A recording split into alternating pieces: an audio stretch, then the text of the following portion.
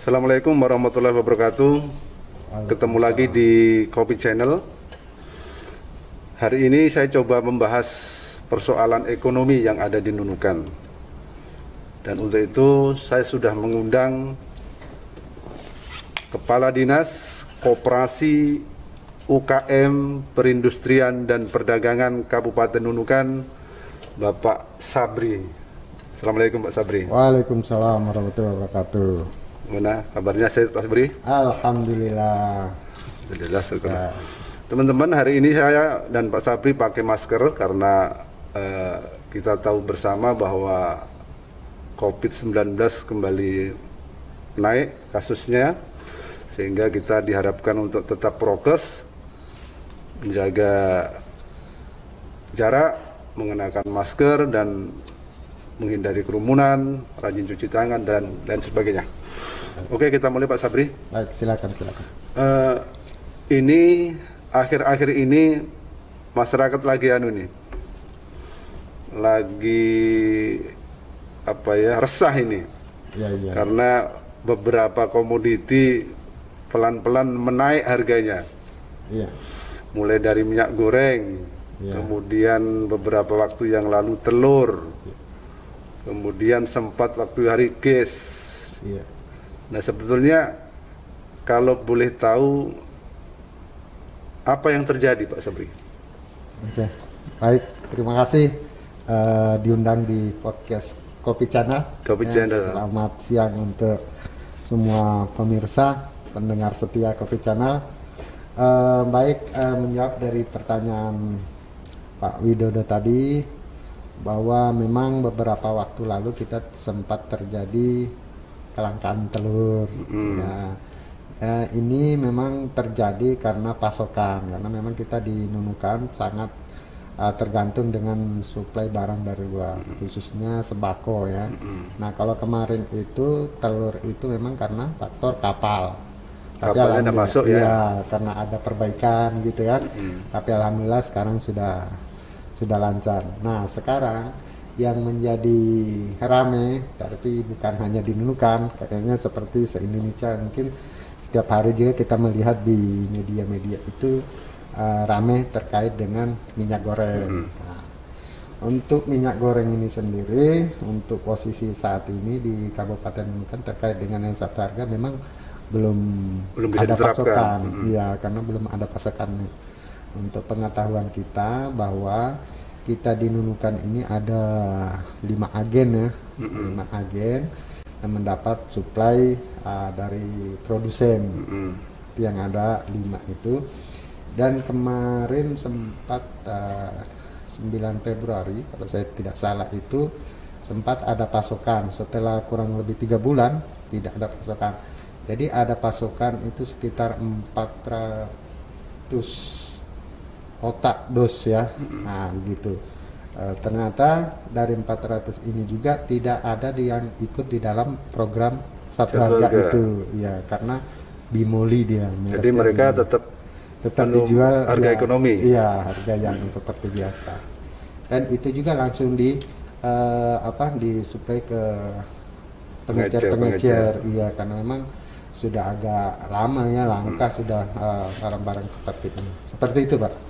Tapi secara umum, Pak, di pasaran itu minyak ada aja sih sebetulnya kan? Ya, betul. Karena kita tahu ada minyak dari sebelah yang masuk lah gitu kan? Betul. Cuman persoalannya juga harganya juga mulai merangkak naik ini, Pak. Iya. Yang normalnya itu 14, 15, 16, sekarang juga sudah mulai 24, 25, mau hampir 2 kali lipat.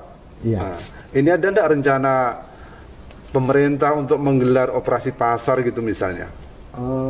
Kalau untuk stabilisasi harga, untuk operasi pasar memang sebenarnya kita ada merencanakan tahun ini. Tapi ini kita persiapkan itu untuk perayaan-perayaan seperti untuk Lebaran. Ya, Lebaran dan Natal gitu kan. Jadi itu sudah diprogram dengan waktunya juga sudah tersedia, sehingga untuk yang saat ini kita belum ada rencana untuk itu karena memang tidak ada persiapan ya kan.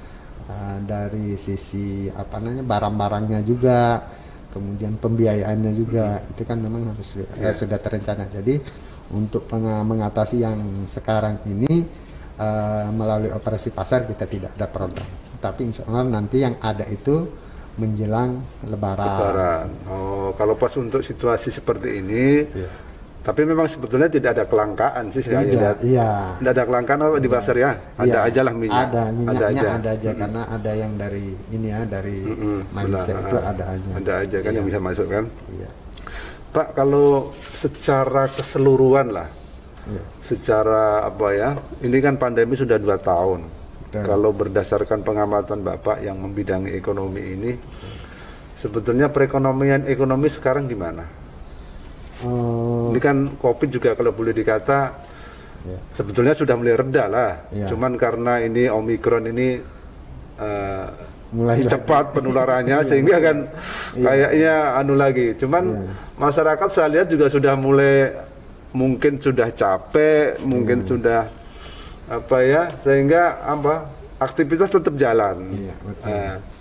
Nah, kalau dibandingkan dengan 2 tahun lalu dengan sekarang sudah mulai pulih belum Pak ekonomi Nunukan ini Pak? Ya, terima kasih. Yang pertama saya sampaikan dulu untuk secara keseluruhan. Sebenarnya saya belum karena saya baru sebulan Iya. nih. Oh, iya, iya. Jadi untuk memetakan semua secara keseluruhan itu belum bisa.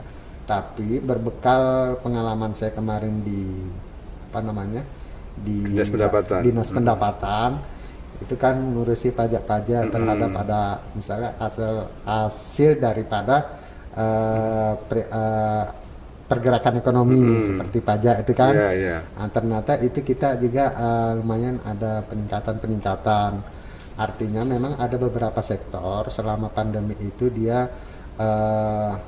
mulai berkurang pergerakannya, tapi ada juga sektor yang naik, ya kan? Misalkan ya seperti kuliner ini mungkin pengaruh orang butuh imun atau apa yang kan selama ini kita dihantui dengan ketakutan COVID sehingga orang gampang lapar atau apa, pembatasan gerakan di rumah ngemil atau apa begitu, akhirnya Malah naik ya sekarang ya Pak ya, iya. omsetnya mereka. Iya, tapi kalau yang secara keseluruhan memang terdampak memang ini, karena memang lebih banyak yang stuck, ya kan? Stay di rumah kerja kan gerakannya kurang. Betul. Kemudian untuk yang tadi untuk yang sekarang ini berikutan dengan mulainya lagi Omikron, ya mulai menyebar kemana-mana itu dengan pembatasan, kita juga selalu berupaya untuk teman-teman khususnya yang UKM ini untuk tetap memotivasi, karena ada pendampingan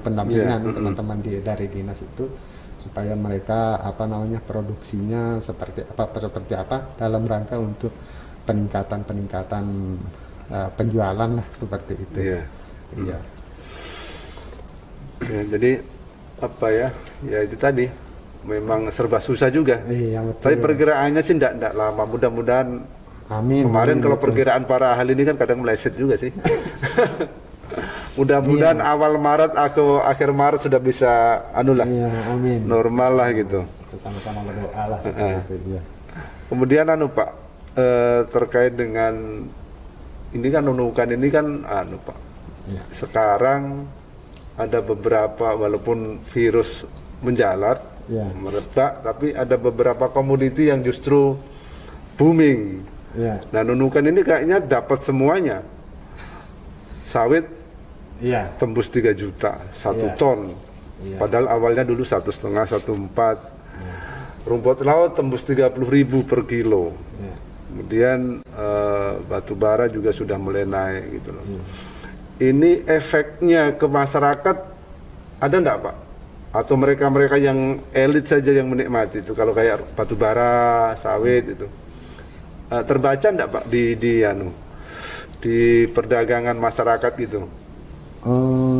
Sebenarnya begini, kalau untuk ini ya, kalau seperti perdagangan batu bara, dia tetap ada ngepeknya karena di situ ada bongkar muat, ada pekerjanya. Cuma kan pekerja mereka juga tidak signifikan jika dibandingkan jumlah penduduk.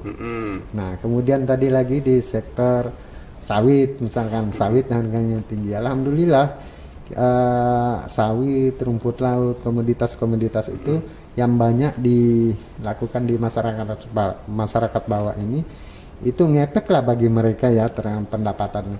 Nah yang kita memang juga mengharapkan tadinya itu supaya efek daripada itu kan apa pasar-pasar apa segala macam kan semakin rame kan.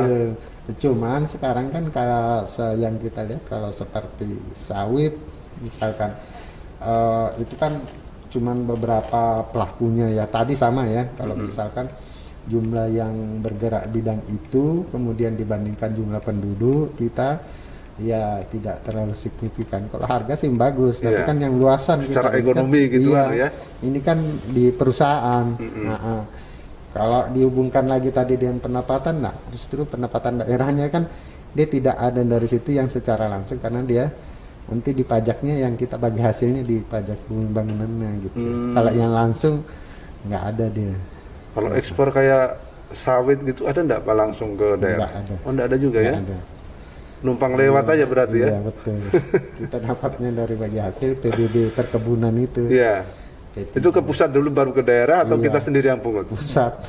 Oh, pusat dulu ya, naik dulu ke atas baru turun. Turunnya sudah tidak seberapa. Iya betul. Nah ya kita harapkan memang harapan kita ini sebenarnya ekonomi inilah yang mikro menengah ini kan terus bergerak-geraknya supaya perekonomian kita juga terus lancar. Terutama juga kita ini dari pegawai ini kan kontribusi untuk menggerakkan perekonomian masyarakat. Kemarin Pak beberapa kali kan sempat ekspor rumput laut. Selama ini kan dijualnya langsung mentah gitu kan, raw material ke Sulawesi atau ke Surabaya. Nah sudah ada beberapa kemarin yang eksportir langsung ke Korea, ke China. Tapi beberapa waktu ini kok tidak ada kabarnya lagi yang ekspor langsung. Iya betul. Jadi kalau untuk aktivitas ekspor komoditi rumput laut kita selama saya Januari ya sampai sekarang itu belum ada ekspor keluar negeri. Yang ada kita ekspor ini rokok, kemudian apalagi kakao. Di data kami barang-barang campuran sih yang kecil-kecil itu ya kan ke Tawau sebelah ya. Iya. Kalau yang sering itu beras Vietnam, cuman tapi dinunukan sifatnya transit. Transit aja. Iya transit terus ke Filipina. Rokok juga begitu. Jadi sebagai kita, daerah transit ya. Hampir gitu. Tiap minggu. Jadi eksportirnya nggak dinunukan. Iya. Ya, importir dulu berarti langsung diekspor gitu ya. Gitu termasuk beras kemarin ada. Beras dari Vietnam, kenunukan dulu baru ke Filipina. Rokok juga begitu. Iya, begitu juga. Rokok ada juga yang dari Singapura. Begitu dia. Singapura dari Surabaya juga sih. Iya. Alam ya, karena kita menerbitkan surat keterangan asalnya ya. Karena Singapura biasanya kan gitu ya. Jadi memang belum ada ya. Mungkin karena harga di Surabaya sudah tinggi akhirnya bisa jadi. Yang ada kan kita pasok kemarin itu yang ikut tol laut tanggal berapa ya di bulan Januari kalau saya nggak salah itu ada 29 kontainer ke Sulawesi. Ke Sulawesi. Makassar, ya. Nah ini tol laut ini Pak, tol laut ini ngefek nggak sih Pak? Karena sebulan sekali aja nih Pak. Sebenarnya tidak sebulan sekali sih. Kalau yang ini kan ada dua nih, ada yang base-nya dari Makassar, ada yang dari Surabaya. Itu yang per 25 hari kan. Kalau Surabaya itu yang bersebulan lah. Iya, sebulan sekali. Kalau di Makassar juga ada. Dia berputar terus. Mereka dari Surabaya bawa sembako. Ya, betul. Pulangnya bawa rumput. Macam-macam. Kalau tol laut ini kan sebenarnya daftar barang yang boleh mengikuti itu kan sudah ditentukan dari kementerian. Jadi tidak hanya sembako, ternyata ada juga namanya barang penting. Seperti semen itu masuk dalam kategori barang penting. Wah, nanti yang besi-besi.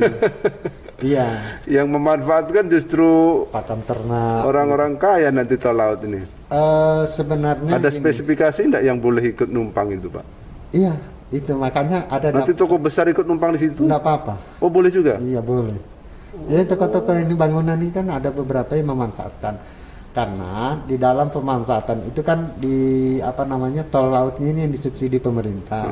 Tapi yang dijaga di situ harga pasaran dia.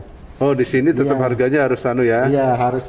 Jadi ketika mereka mau mengikuti program itu, karena itu kan ada sistem, ada sistemnya, mereka input. Jadi misalkan harga di sana berapa, harga jual di sini harus sudah ditentukan di di apa namanya, di sistemnya tol laut itu. Jadi ketika sampai di sini dia harus jual seperti itu, tidak sama misalkan harga kalau dia nggak pakai kapal yang biasa itu harganya sekian, tapi kalau dia ikut tol laut harganya harus jadi sekian. Harapannya tetap efek terakhirnya masyarakat yang menikmati, harganya lebih murah gitu kan. Karena jangan sampai nanti toko-toko besar pakai tol laut harganya tetap mahal. Manfaatnya apa gitu? Ada fakta integritasnya segala itu ngisi. Saya lihat seperti itu, ternyata iya betul aja. Termasuk pakan-pakan ternak itu kan. Jadi harga ambilnya di sana berapa, rencana jualnya di sini berapa, itu baru mereka masukkan sistem langsung dikelola dari kementerian langsung ya. Kalau Pak, kalau melihat potensi ini sebetulnya seberapa besar kemungkinan Nunukan itu dikelola jadi pusat perdagangan, Pak? Seberapa besar? Kalau Tarakan kan kita tahu bersama Bapak. Kayak kotaan sudah ya, kayak kota perdagangan, karena ada nyupli ke daerah-daerah sekitarnya penduduk. Kalau Nunukan sebetulnya seberapa, Pak? Kemungkinannya untuk menjadi kota perdagangan lah yang karena tadi sudah mulai transit barang, dari Tawo juga sudah mulai masuk. Jadi kalau begini, kalau saya melihat ya, karena selama ini saya pernah membaca sih, dulu ada namanya BIM-EGA, ya kan?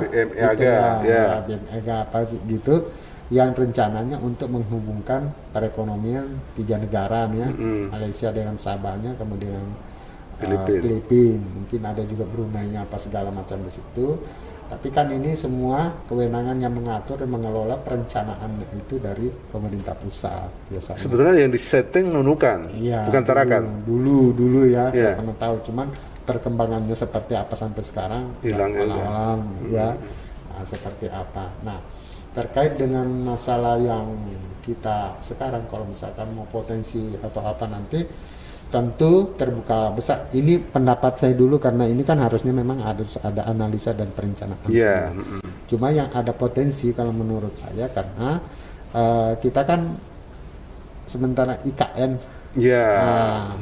Kalau IKN tentu kita berprediksi bahwa Malaysia khususnya yang Sabah, Brunei, Sarawak tentu kan juga akan mempersiapkan diri dalam rangka untuk ini, interaksi ini kan kemungkinan. Karena peluang itu, Pak. Bagi mereka juga peluang. Bagi mereka juga peluang. Saya pernah melihat berita bahwa mereka juga mempersiapkan diri dalam rangka efek dari perpindahan ibu kota negara Indonesia ke Kalimantan. Jadi mereka siapkan itu. Nah, tentu ada peluang di kita ini jalur darat sebagai daerah lintasan. Nah, di lintasan itu yang bisa, ya mudah-mudahan kedepannya semakin semakin bisa mengangkat perekonomian dan kemajuan di daerah kita seperti itu. Kalau teman-teman Kopi Channel, jadi Pak Sabri ini sebagai informasi sebelumnya adalah Kepala Dinas Pendapatan. Jadi kalau di kabinet Pak Jokowi ini tuh awalnya Menteri Keuangan, ngurusi pajak, ngurusi pendapatan negara. Sekarang menangani 3 bidang sekaligus. 5 jadi 5 bidang. Iya, 5 bidang, Pak ya. Ini kalau di Jakarta ini dihandle oleh 3 menteri nih. Koperasi sendiri, industri sendiri, perdagangan sendiri. Jadi Menteri Ekonomi ini. Jadi Menteri Ekonomi memang, Pak. Nah, jadi Pak, apa tadi, kembali ke peluang peluang bahwa IKN itu Malaysia aja mempersiapkan gitu. Apalagi kita yang di sini Nunukan gitu loh. Bisa jadi nanti orang jualan, orang Malaysia jualan ke IKN, barang-barangnya lewatnya lewat Nunukan. Nah, itu peluang apa yang bisa ditangkap oleh minimal orang-orang kita lah, pedagang-pedagang kita gitu. Kalau kita ini peluang-peluang yang pertama yang pasti kita itu adalah daerah transit ya, laluan. Nah, ketika dia menjadi laluan, maka yang perlu kita ini kan untuk menangkap sesuatu dari yang lalu nih, dari orang-orang yang lewat ini, tentu sesuatu yang bisa menarik mereka. Yang menarik mereka itu kan bisa berupa makanan, misalkan yang paling ini ya orang lewat lapar sehingga makan.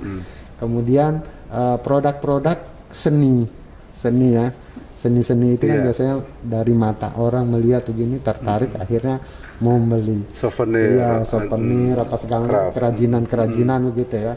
Dan itulah yang banyak di sekitar kita, khususnya teman-teman yang saudara-saudara kita yang ada di pedalaman atau apa. Jadi yang selama ini mungkin kerajinannya kurang ini mungkin digiatkan lagi begitu kan, supaya jadi itu bagiannya UKM Pak ya? Iya, bisa. UKM koperasi gitu.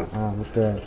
Jadi yang seperti hal tersebut lah, di samping hal-hal yang memang bisa kita tawarkan yang lain lagi, mungkin bentuk wisata-wisata ya, yang jelas intinya karena orang lewat kita ingin menarik perhatian dia supaya kalau bisa mereka singgah bermalam, makan di sini, belanja di sini, wisata di sini, berhibur dan berlibur ya. Itu seperti itulah, makanya jadi IKN itu sebetulnya peluang besar bagi kita. Betul, sangat-sangat besar. Apalagi kita di pos batasnya ya. Ya biasanya kan paling sekecil-kecilnya ketika mereka di pos itu kan ada pemeriksaan atau apa, kan berarti kan dia berhenti. Ketika dia berhenti itulah kan bisa melihat, sambil mengurus itu mungkin rest berhenti istirahat sejenak ya. Itu peluang-peluang yang mungkin bisa ditangkap oleh masyarakat ya. Baik. Pak, kalau tadi kan bidang yang Bapak tangani kan koperasi, UKM, perindustrian, perdagangan. Ada meteorologi juga. Meteorologi juga, yang meteran-meteran itu ya, metera. Ya. Nah, kalau industri di Nunukan itu apa Pak? Ada nggak industri ya? Kalau yang industri kan ini, home industry paling ya Pak ya? Betul. Kalau yang kita tangani kan seperti kalau industri sawit itu kan perusahaan-perusahaan ini kan bukan di kewenangan kita ya untuk industri, tapi kalau yang industri rumah tangga inilah yang diharapkan juga bisa bisa meningkatkan pendapatan dari rumah tangga, terutama pada saat pandemi ini. Industri rumah tangga itu yang kita perlu juga tingkatkan, sehingga nanti dia ngefek kepada pelaku-pelaku UKM yang lain ya. Gitu dia. Iya. Saya membayangkan kalau kita misalnya ke Balikpapan Pak, atau enggak usah ke Balikpapan lah ya, ke Tarakan aja lah. Tarakan itu kalau kita duduk di speed kan ditawari oleh roti gembung itu. Roti gembung itu tulisannya khas Tanjung Silor gitu kan, Tanjung Silor. Nah, ini Nunukan belum ada Pak, padahal Nunukan itu saya lihat potensinya besar. Sekali kapal datang itu yang ke Sulawesi kan orang dari Malaysia, paling di sini bermalam semalam atau bahkan langsung turun dari kapal Tawo langsung pindah kapal besar ke Sulawesi kan. Ini ratusan penumpang ini. Potensinya lebih besar ini. Nah, ini belum ada yang nanggap ini. Kira-kira di mana ya kok kita kayak belum punya khas gitu loh. Yang kuliner khas gitu. Kira-kira ada yang enggak itu Pak, UMKM itu ya? Setelah saya masuk dan komunikasi, konsolidasi dengan teman-teman di dalam, memang saya sempat mengarahkan supaya teman-teman ini kan sebenarnya sudah pelaku-pelaku UKM ini kan sudah banyak, industri juga sudah, rumah tangga itu sudah lumayan banyak.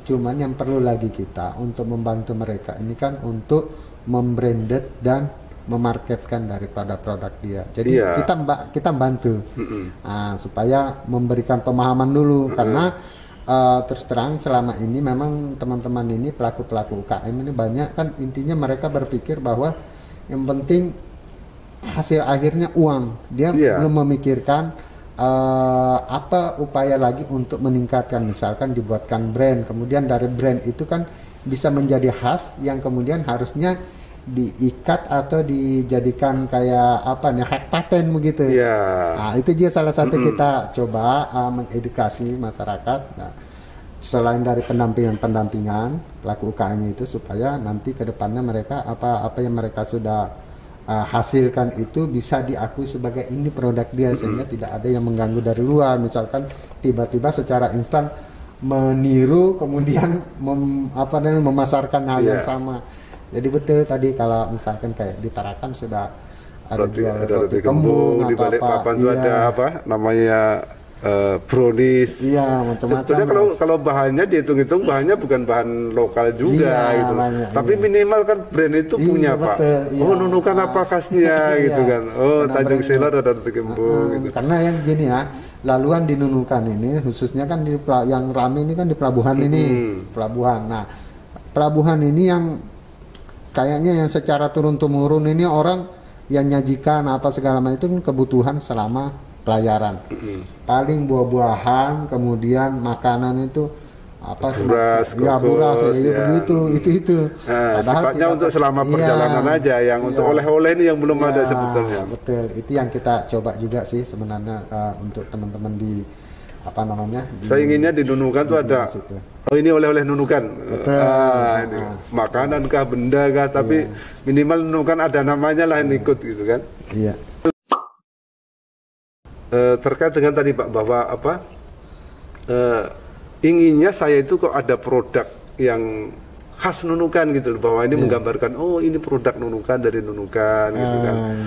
Walaupun kalau kita lihat di balik papan itu juga bahannya bahan-bahan brownies itu kan bahan-bahannya juga bahan-bahan di mana-mana ada lah gitu loh. Kemudian roti kembung gitu loh. Nah, kesulitan UKM di Nunukan apa Pak itu Pak? Mereka belum sampai ke sana pikirannya atau ada kesulitan yang mereka hadapi Pak selama ini? Sepertinya ya itu yang saya hasil interaksi dengan beberapa teman-teman pelaku UKM. Sebenarnya di Nunukan ini saya tertarik kemarin itu ada namanya Karima ya, ada lumayan lah Karima, sudah ya. ada Regan coklat yang sempat saya komunikasi ya kayak Regan coklat. Ternyata dia ini sudah banyak tempahan juga dari Malaysia itu coklat. Bahkan sudah pernah masuk ke Jogja, Ya. kemana-mana dia. Online. Ya, jualannya online. Artinya saya tanya juga karena saya tanya apakah benar ini berawal dari binaan UKM. Kan kita mau mengevaluasi diri juga ya. Ada enggak yang kita ini? Ternyata dia iya sudah kalau saya katakan kita sistem dia di leveling.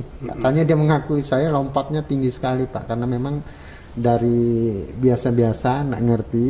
Begitu dia ikut gabung-gabung di UKM, nanya-nanya, dibimbing, akhirnya dia langsung lompatannya jauh katanya. Hasilnya juga dia lumayan. Saya bilang ya syukur, memang tujuannya si dinas itu dibuat ini untuk itu pemberdayaan, edukasi segala macam dan pelatihan dan bimbingan ya seperti itu harapannya. Nah kita harapkan yang lain-lain juga seperti itu. Dan itu tadi memang terkait dengan brandnya atau apanya kita memang sudah mengarahkan packagingnya, kemasannya itu kan kadang-kadang di situ kesulitan itu. Betul, keamanan pangan, desainnya. Nah, izin-izinnya kita dampingi sebenarnya. Terus apapun kesulitannya ya nanti tinggal komunikasi dengan dinas, nanti didampingi dan itu kan free semua, tidak ada pembiayaan. Nanti kalau perizinannya misalkan NIB-nya kesulitan atau ragu bagaimana, apa bisa langsung ke PTSP, bisa melalui kita didampingi. Jadi dinas intinya siap memberikan pendampingan, betul, ya. Betul. Konsultasi, bimbingan siap ya. Betul. Pak, saya dengar Pak, UKM Center yang di Tanah Merah itu mau diaktifkan. Iya. Seperti apa konsepnya itu Pak? Jadi UKM Center ini sebenarnya sudah hampir seminggu kita sudah mulai aktifkan. Jadi yang pertama ini kita gunakan ini juga sebagai aktivitas perkantoran kita.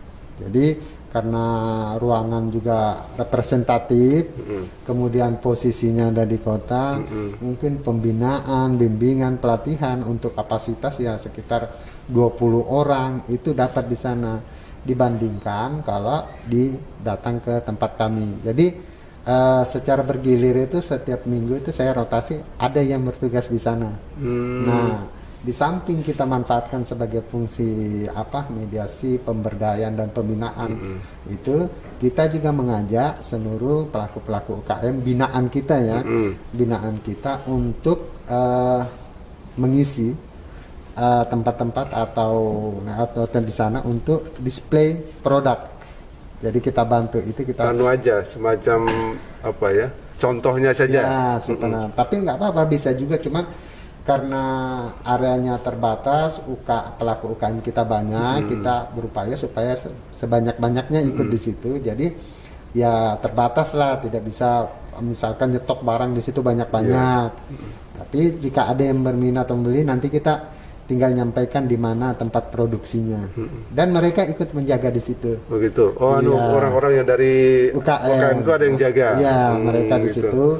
Nah, tujuannya kita seperti itu. Yang pertama, mereka yang dipilih di situ tidak hanya sebagai pelaku untuk memasarkan produk mereka, tapi mereka juga kita manfaatkan sebagai motivator, sebagai narasumber jika nanti ada kita kegiatan-kegiatan, kan bisa mengundang dari masyarakat, dari anak sekolah, bisa kita ini, dan mereka bisa jadi sebagai motivator. Ini loh contoh yang real yang sudah ini. Dan mereka juga nanti kita bergilir, dan kita ngundang juga dari Sebatik. Tidak hanya Nunukan ya? Tidak hanya. Pak, saya punya pengalaman Pak, saya pernah ikut pelatihan di Surabaya, kebetulan pesertanya itu seluruh Indonesia. Iya. Jadi memang di agenda kegiatan itu memang di terakhirnya itu City of Tour. Ya, betul, biasa. Jadi tour kota lah gitu loh. Jadi kami diajak ke museum, diajak ke taman kota. Nah, terakhirnya itu diajak mampir ke UKM Center. Nah, waktu itu ada 3 bis ke 2 bis tuh. Kalau 100 orang ada Pak. Diajak situ, tetap di situ. Mau enggak mau kita beli. Kita juga lihat-lihat, ada keripik, ada macam-macam lah, rata-rata makanan kan. Dan rata-rata beli Pak. Kalau satu orang 200.000 kali 100 orang, wah ini besar sekali nih saya bilang kan. Nah, bisa enggak seperti itu diwujudkan di Nunukan Pak? Untuk di Nunukan pola yang kan pelatihan peserta pelatihan misalnya dari tingkat Kaltara atau tingkat kecamatan-kecamatan, jadi pulangnya ada dibawa pulang lah untuk keluarganya. Betul. Jadi pengalaman yang Bapak pernah ikutin itu sebenarnya itu juga menjadi konsep kami di dalam pengelolaan UKM Center ini. Jadi beberapa waktu lalu ada dari Kementerian Perindustrian beserta dengan PA dari anggota DPR RI kita dari Dapil Kaltara rencana melakukan kegiatan di Nunukan pelatihan. Nah, pada saat itu saya sudah minta supaya di dalam rundown kegiatannya nanti ada agenda peserta pelatihan itu diajak ke UKM Center. Nah, itu kemudian yang lain juga kita sedang merencanakan juga bagaimana kami nanti itu membuat satu draft kebijakan nanti dari pimpinan. Apakah nanti kebijakan itu kita bagaimana memprioritaskan penggunaan UMKM ini, ya apakah nanti dalam bentuk souvenir atau oleh-oleh. Nanti kan bisa misalkan kita ada tamu, kalau selama ini kan mungkin dapat begini, ini kan benda mati dipajang. Mungkin kita ada package dari UKM, mungkin nanti teman-teman yang misalkan di Humas itu segala mau pesan, silakan komunikasi di sana, nanti di sana desainkan bentuk parcel-parcel kecil begitu kan. Kan bisa semua itu bisa membantu. Cenderamata lah misalnya. Iya. Tapi kan kalau bentuknya yang dari UKM itu kan lebih terasa, sehingga ketika dibawa pun ini kan ada labelnya, ada ininya. Oh, orang minimal kita juga mentrendingkan UKM Nunukan. Nah, ada produknya gitu kan. Dan ini penting supaya UKM kita pede lah. Kalau sudah ada yang naik namanya satu tuh biasanya yang lain ikut percaya diri kan. Ikut-ikutan lah gitu kan. Iya, betul. Mudah-mudahan ya kita juga mengarah ke sana. Arahnya memang harusnya ke sana. Karena sekarang ini kan UKM khususnya kuliner. Kuliner itu kan kalau kita ke kota-kota, ya Allah sudah sudah menjamur di mana-mana. Dan mereka memang bersaing. Betul. Intinya masyarakat sekarang pinter Bapak. Sekarang intinya itu kalau kualitas bagus, harga bersaing, kemasannya bagus, kompetitif. Itu ada peluang lah untuk dibeli, untuk dikonsumsi masyarakat. Kalau kuliner kita yang kami jaga juga di sini adalah keamanan pangan itu. Itu yang kita tekankan pada teman-teman. Dan itu ada prosesnya juga. Itu yang kita proses pendampingan itu. Seperti itu. Kemudian Pak, menginjak ke yang lain sekarang soal koperasi.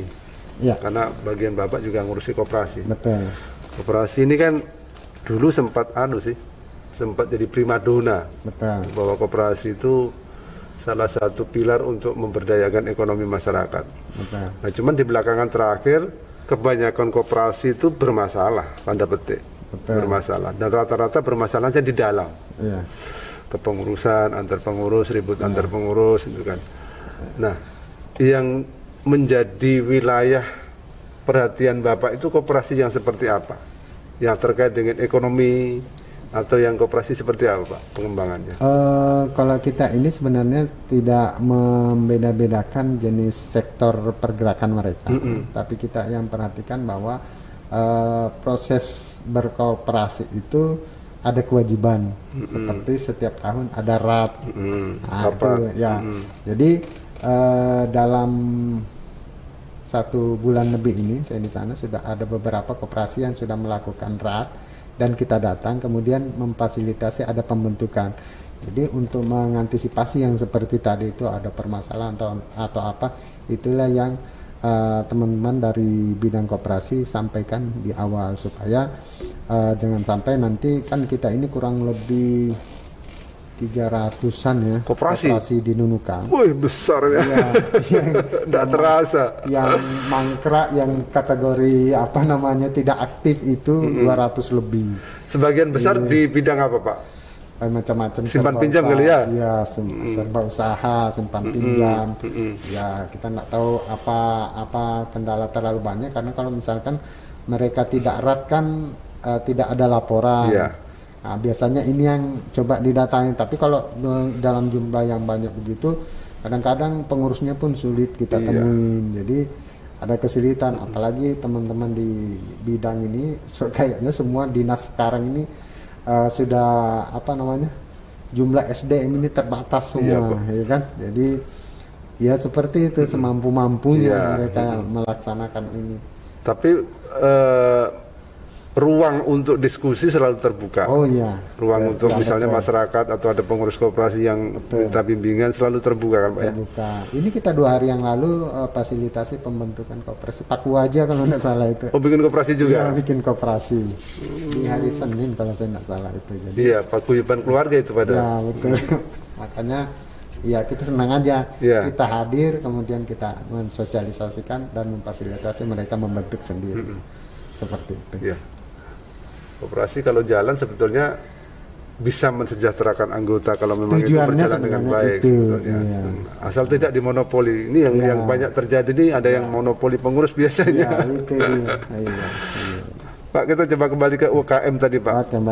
UKM itu berdasarkan data yang pernah disampaikan oleh Pak sebelum Pak Sabri, Pak Haji Abdul Karim itu di masa pandemi jumlahnya malah meningkat drastis. Alasannya kenapa meningkat? Karena banyak orang yang kehilangan pekerjaan pokok akhirnya buka usaha kecil-kecilan. Ada orang yang mungkin kena PHK kecil-kecilan gitu kan. Nah, trennya Pak, biasanya kan tren yang terjadi itu tumbuh banyak. Tumbuh banyak, yang bertahan berapa gitu. Sejauh ini gimana Pak yang terjadi dengan mereka?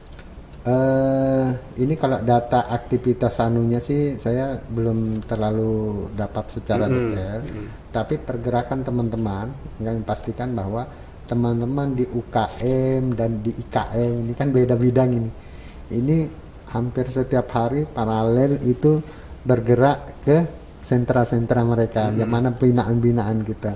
Jadi ada terus mereka ini, artinya ada tetap eksistensi karena mereka juga ini kan selama pandemi ini tidak ada aktivitas, mau kegiatan di luar, mau kemana-mana kan selama ini kan banyak tahan. Itulah mungkin yang menggerakkan akhirnya daripada di rumah kan bosan juga kalau tidak ada aktivitas. Akhirnya mereka membuat yang biasanya ada potensi-potensi memasak atau apa segala, buat kue atau hobinya. Akhirnya itu yang coba disalurkan kan? Disalurkan di situ. Biasanya komunikasi dengan kita kita datang ada bimbingan seperti di perumahan nelayan itu, ternyata ada di sana buat nugget, buat nugget ikan. Iya, ikan, rumput laut. Oh, rumput laut. Iya. Ya. Saya sempat ke sana sih, bagus juga. Itu ada berapa? Ada 9 atau 10 orang kelompok dalam kelompok itu. Jadi sebetulnya mereka aja ya. Iya. Eksis saja sebetulnya ya. Eksis. Ya. Syukurlah kalau sebanyak itu kan. Gitu, iya. Karena kalau dengan pembatasan begini baru mereka juga yang ini sudah ada pergerakan kemudian berhenti kan, dia mau ngapain lagi? Itu lagi gitu Pak. Kan. Nggak ada penghasilan akhirnya kan. Dia mengisi-ngisi waktu tapi menghasilkan. Ya. Dan potret itu malah justru kan kelihatan. Oh, ini banyak potensi-potensi yang seperti ini bisa semakin dikembangkan. Saya dengar juga Pak, sebetulnya produk-produk yang seperti yang Bapak sampaikan tadi, coklat itu kan, sebetulnya banyak produk-produk orang Nunukan itu yang malah justru larinya banyak keluar. Kayak misalnya Karima itu, kerupuk Karima itu kan, keripik Karima itu, ternyata malah lebih banyak keluar daripada di Nunukan gitu kan. Jadi ada cerita yang lebih menarik lagi. Ada produk UKM di Pulau Sebatik. Itu bentuk kue-kue ditoplesin, kemudian dijual di Tao. Tapi ini kan nggak ada ininya kan, toplesnya kan polosan. Nah, sampai di Tao itu kan di brand, dijual, dibeli orang Nunukan, datang sini, balik ke Nunukan. Makanya tanggal 9 atau 10 Februari kemarin, saya kan ngundang termasuk dari Sebatik, kita kumpul, kita sampaikan. Inilah contoh yang kita tidak inginkan, hasil karya atau produksi teman-teman dari Sebatik dibawa ke Tawau, di branded, dihargain mahal, kemudian belinya di sini. Jadi saya minta nanti kalau ada kesulitan apa, nanti komunikasi aja dengan kita kita branded dari Sebatik bawa ke UKM Center, nggak apa-apa. Nanti salah satunya mungkin karena masyarakat nggak tahu Pak. Itu karena nggak tahu bahwa ada produk itu di Sebatik kan gitu. Ternyata orang sini senang makan kue itu, datang dari Tawau, dikira ini barang memang ya asalnya memang dari Tawau, tapi produksinya di Sebatik. Kayak kue bangkit kayak bilang orang, kue bangkit itu kan gitu, tidak hanya dari Malaysia juga, ada yang dari sebelah kan, dari Sebatik juga yang bikin. Kan branding, padahal brandingnya cuma tempelan kecil aja tuh Pak. Tapi Tawau gitu kan. Karena yang membeli kan otomatis yang pedagang dari Tawau itu kan pasti belinya partai besar. Iya, belinya 10.000 misalkan. Nggak mungkin bawa ke Nunukan jualnya 10.000 juga, nggak mungkin. Minimal dia 12.000, 13.000 kan, ada sudah selisih. Seperti itu. Pak, kan UKM Center mau diaktifkan gitu. Nah, ada tempat juga sebetulnya yang dipersiapkan untuk itu sebetulnya. Paras perbatasan.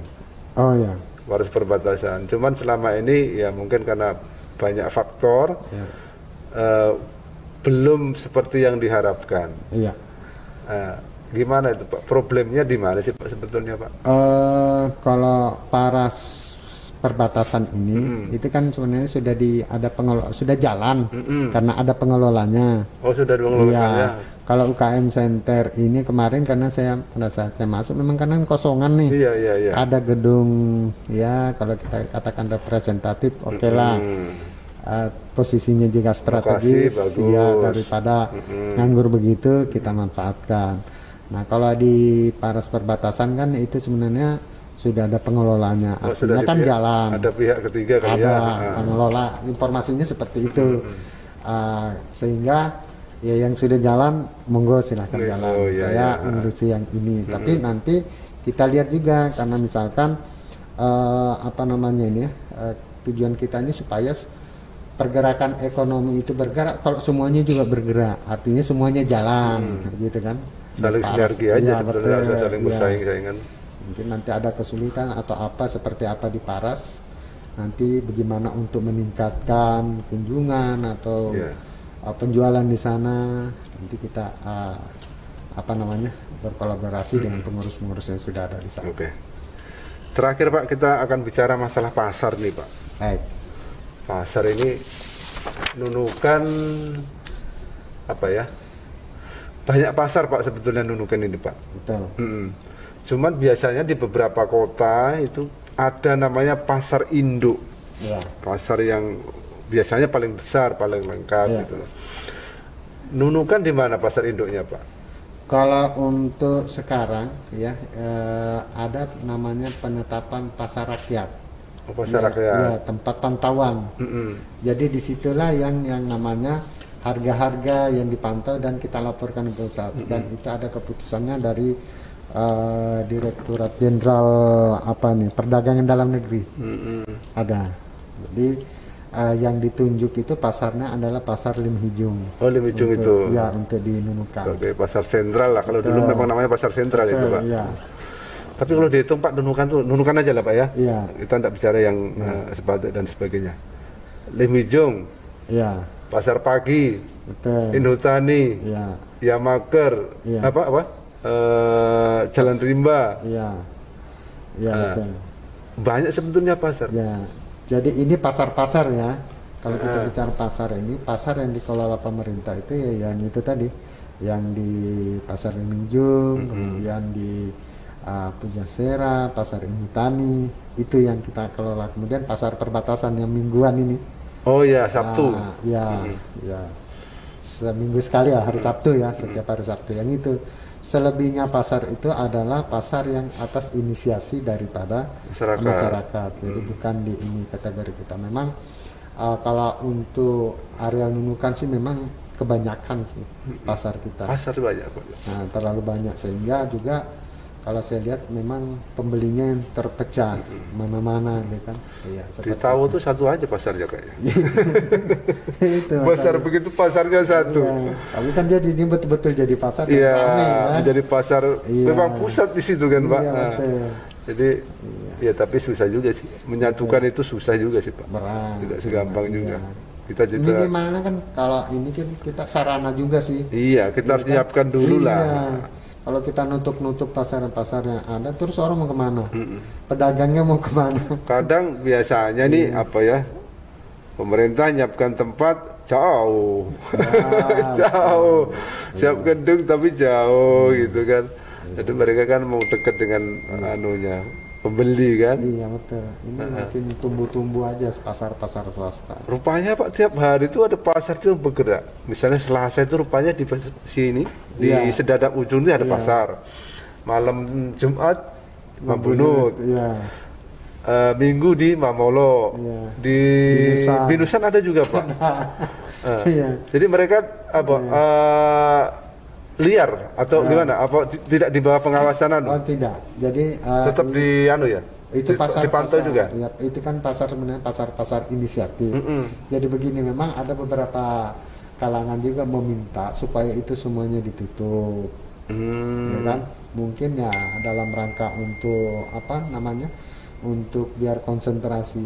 Ya itu tadi saya kembalikan lagi. Yang pertama kita fasilitas, ya kan, apakah siap atau Siap. kita tidak siap, tidak ada tempat.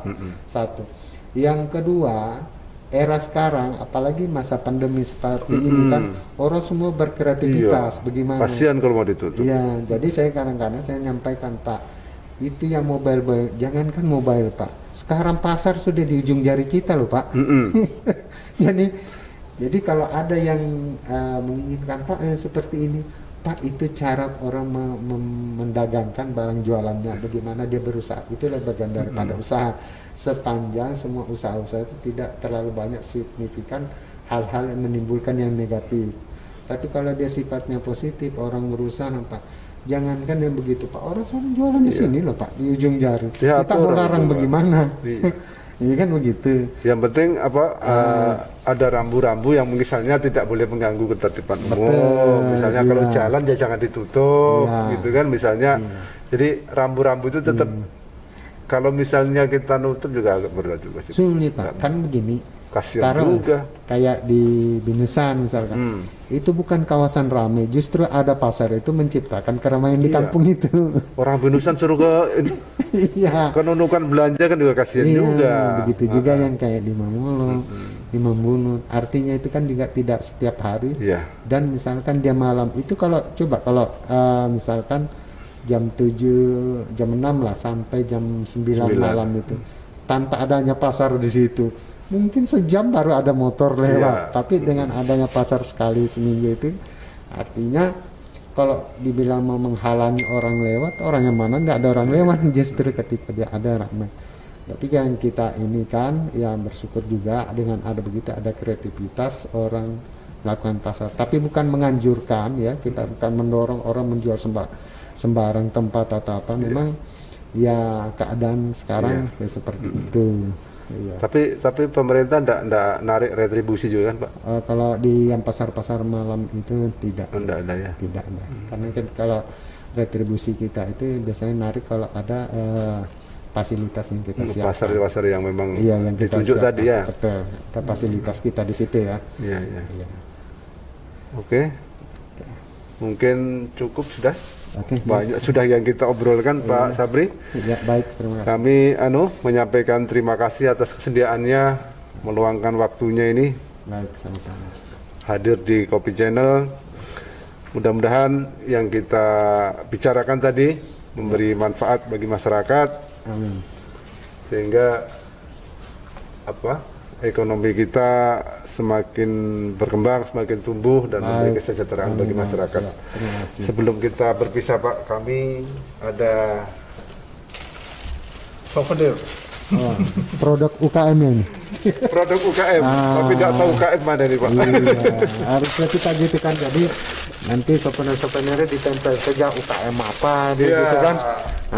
Harusnya Iya. Ini tugasnya UKM ini, mempersiapkan nanti, itu. Iya, makanya itu nanti kebijakan dari kita ya. Tadi saya sampaikan bahwa nanti kita mengarahkan membuatkan kebijakan pimpinan supaya diarahkan semuanya seperti ini, supaya bantu-bantu teman-teman UKM lah, ya kan. Oke, jadi Pak coba kita mudah-mudahan nanti pas di Bapak ini. Terima kasih Kopi Channel. Kopi Channel. Kopi Channel. Kopi ini sebenarnya singkatan Pak. Kopi itu komunikasi pimpinan. Jadi banyak orang tanya kan, kopi itu apa sih? Kopi Channel. Kopi itu adalah singkatan komunikasi pimpinan. Channel adalah saluran untuk menyampaikan program-program dan saya sama. Pimpinan. Jadi sama ini, saya sebenarnya masuk di di UKM ini. Jadi saya sudah punya program lagi. Kalau kemarin kan Bapak Tiri hebat. Kalau di sini jatah uang kopi UMKM. Jatah uang kopi. Iya, jatah uang kopi. Nanti ada. Jadi itu mungkin saya sampaikan di awal ya. Itu adalah jaringan data untuk peningkatan kopinya Koperasi Industri UKM. Wah, mantap. Kita tunggu Pak. Oke, akhirnya Assalamualaikum warahmatullahi wabarakatuh. Waalaikumsalam.